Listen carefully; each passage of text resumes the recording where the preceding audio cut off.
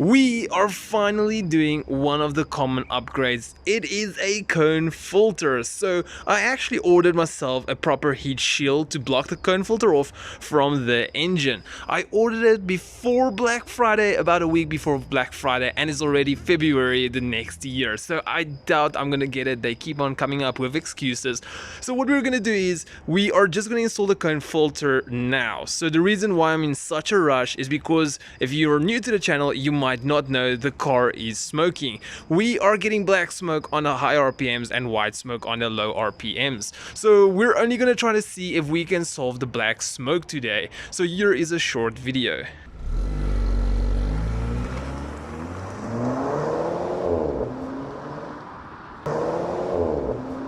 So the reason why I think the cone filter will help is because black smoke can indicate a too rich of a fuel mixture, and I might think because my air filter might be clogged a little bit, and because I did stage 2 on the car, they never told me what we had to do.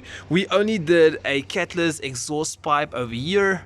Hopefully you guys can see we completely removed the catalyst, so maybe the air intake just can't suck enough air in to compensate the fuel mixture. So before we actually go ahead and install it in now, I quickly want to take the car on a dyno run and see what we make before the cone filter, so that once we have installed it, we can also test the cone filter with the cone filter afterwards and see if we can potentially get any gains from the air filter. Before I do my dyno run, I just want to take a moment over here and explain this to you. So this dyno that I'm about to do plugs into my OBD port right over there. So this is the dyno run I did before I did my stage 1. So we are going to do my stage 1 now, and we're going to do a cone filter run afterwards. So as you can see, this dyno run has got a lot of ups and downs. These are technically humps in the roads. It is not as smooth as a normal dyno. We actually have to do this in a safe enclosed area, which I'm going to go do now. So also, I mean, if you can see, like, we've got a lot of humps over here and going up.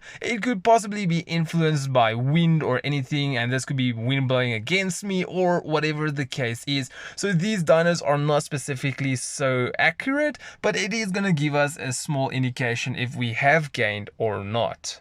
We just arrived back home now, and looking at it, it is looking pretty great. So the red is our kilowatt, as you can see down there, which is horsepower, and the blue is the torque foot-pound. So looking at this entire graph right here at the end, you can see our score. We got 305.9 horsepower, and if we go on our phone, we can see that's 227 kilowatts.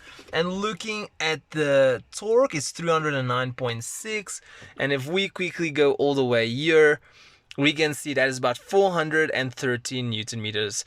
So I must say this is once again not accurate. I think I've actually got a little bit more torque and a little bit less kilowatt, but we will put her on a dyno one day. So what we're gonna do now is we are gonna go and install the cone filter and see how she does. One thing I'm really impressed with about this car is definitely these two clips. Every time I go for a run or go and test drive afterwards, this number plate never falls off. I mean, these clips are so reliable, I just can't believe it. So getting back to the car, what we are gonna do is we are gonna loosen this bolt over here. So actually this entire piece can come out, and then we've got like a circular piece inside. That is where we are gonna tighten the cone filter to. Unfortunately, the cone filter is just gonna hang here for me time until I can get a proper shield for it to block it off over here, as mentioned before. So this entire unit is attached to rubber grommets, so even if you look over here, it can literally just lift up. So we are gonna disconnect this piece, which is actually very simple. I think maybe I can even do it with one hand real quick. This is the left hand, this is the dumb hand, everyone. Okay, let's see if we can pop it out at the bottom first.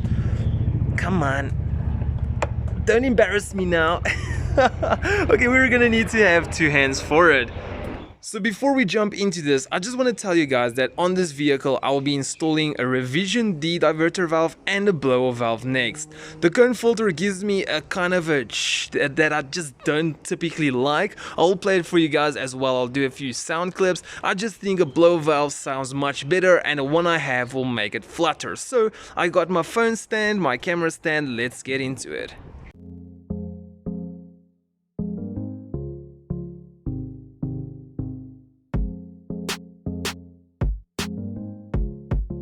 So with this pipe out, we're gonna just go put this towel over here, or this cleaning rag just to make sure nothing falls in here leading to the turbo.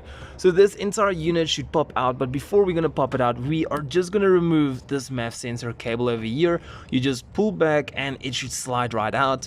I'm probably gonna need 2 hands for this as well.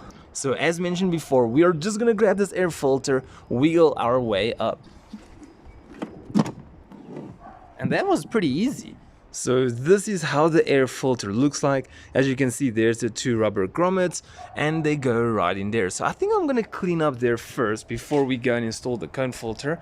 Let's just put this here for now. Also, I just want to give you guys some point of advice. These grommets, you can also pull them off.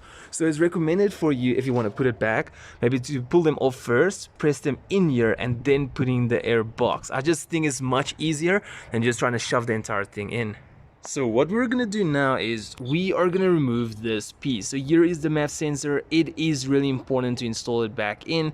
So this is I'm not even sure, this is a T25. I don't know if you guys will be able to see. Damn it, focus. Okay, you gotta take my word for it. It's T25.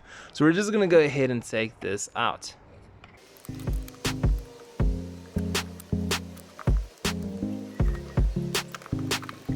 And this is how it looks like. So what we're gonna do is we are gonna place this part back into the intake right over here, and we're gonna connect our cone filter on this part.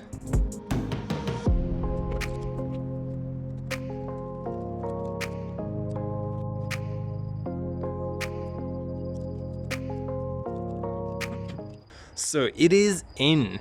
So let me tell you one bad thing about this setup. Right over here is our small turbo. We have got the exhaust over here. So what happens with heat? Heat rises, the cone filter sucks all the heat in. So that is one of the reasons why you want to get one of these shields to actually cover this area off so it doesn't suck in the hot air. So here comes to one of the most embarrassing parts, but I'm gonna have to do it for meantime just because I'm desperate.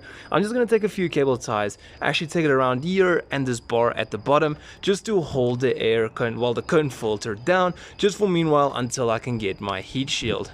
I am not proud about the cable tie, but it's unfortunately gonna do for now. Don't do this, just don't. Don't follow my steps. Do what I say, don't do what I do. So we're gonna go ahead and put this one back in, but now it's a little bit too short. We just gotta modify this, push a little bit more sideways. Maybe I'm gonna need 2 hands for this. So we are completely done for now. The nice thing about it is reversible. I can put in the old air tank if I want to. So we're just gonna run it for now, see if she smokes, and we're also gonna do the dyno run and see if you can actually gain anything from a cone filter. So let's quickly start her up. When we do start her up, because it is a new cone filter, it can suck in more air than a standard filter. The car might shake a little bit until it gets the air to fuel ratio mixture fine. We're gonna rev her up and see how she sounds like.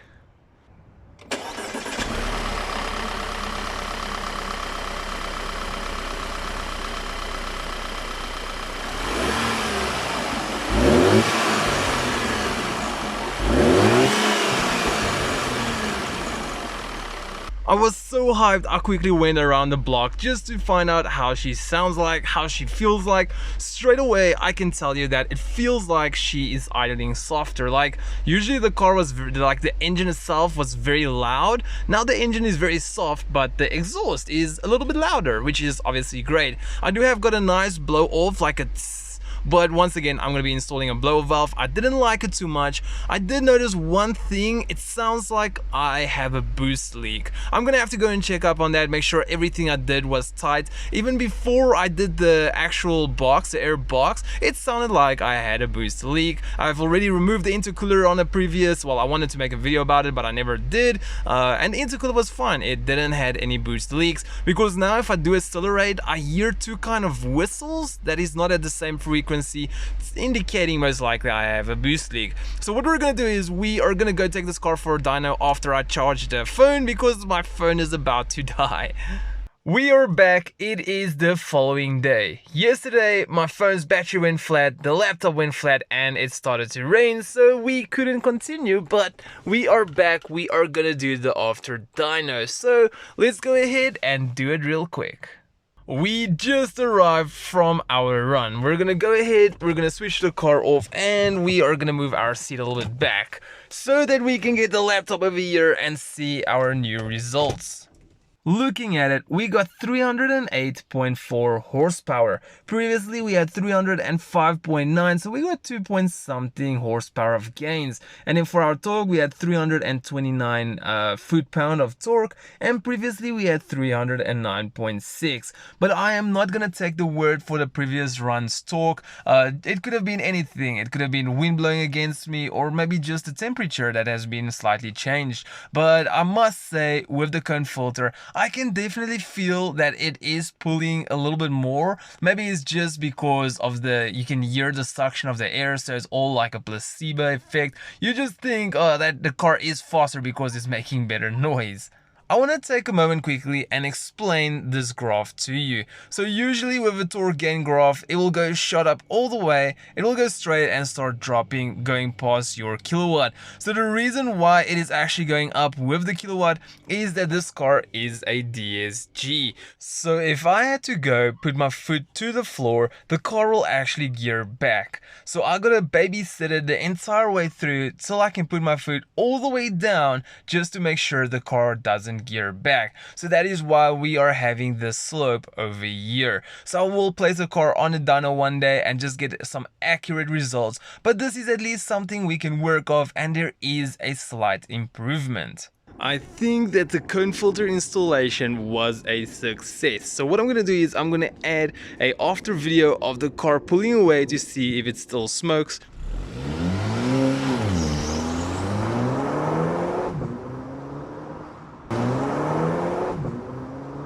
We are specifically gonna look for the black smoke. So I'll be installing a blower valve and a revision D diverter valve next. So if you want to see it, make sure to hit the icon on the screen. If you want to support the channel, hit the logo at the bottom right corner to subscribe, and I'll see all of you legends in my next video. But for now, peace out.